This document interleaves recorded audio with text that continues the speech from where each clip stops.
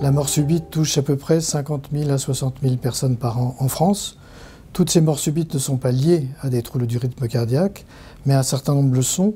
Et notre but, c'est d'essayer de dépister les patients qui sont à risque de mourir subitement d'un trouble du rythme cardiaque. On estime qu'à peu près 5% de ces patients décèdent d'une fibrillation ventriculaire. Fibrillation ventriculaire, c'est donc une espèce de rage rythmique qui induit, malheureusement, dans certains cas, un décès. Ce projet de recherche est donc destiné à dépister des patients qui ont un cœur morphologiquement sain et qui sont pourtant à risque de mort subite. Nous avons dans notre collectif un certain nombre de patients qui ont ce qu'on appelle des torsades de pointe à couplage court, c'est un mot un peu barbare, qui veut dire que ces patients font des troubles du rythme ventriculaire, alors que pourtant ils ont un électrocardiogramme normal, une échographie normale, ils ont un cœur qui se comporte normalement et à un moment de leur vie, ils peuvent faire une arythmie qui risque d'être fatale. Nous avons dépisté, grâce à nos généticiens, un gène qui peut être responsable de cette anomalie. C'est la première fois que ce gène est dépisté. C'est un gène qui code pour une protéine du muscle cardiaque.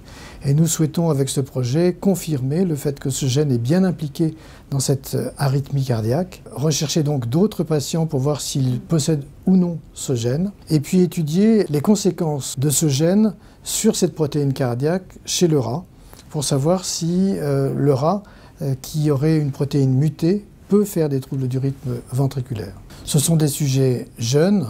Quand je dis jeunes, c'est entre 15 et 45 ans, puisque au-delà de 45 ans, on estime que les morts subites sont plus souvent dues à des anomalies coronaires, donc des vaisseaux qui entourent le cœur.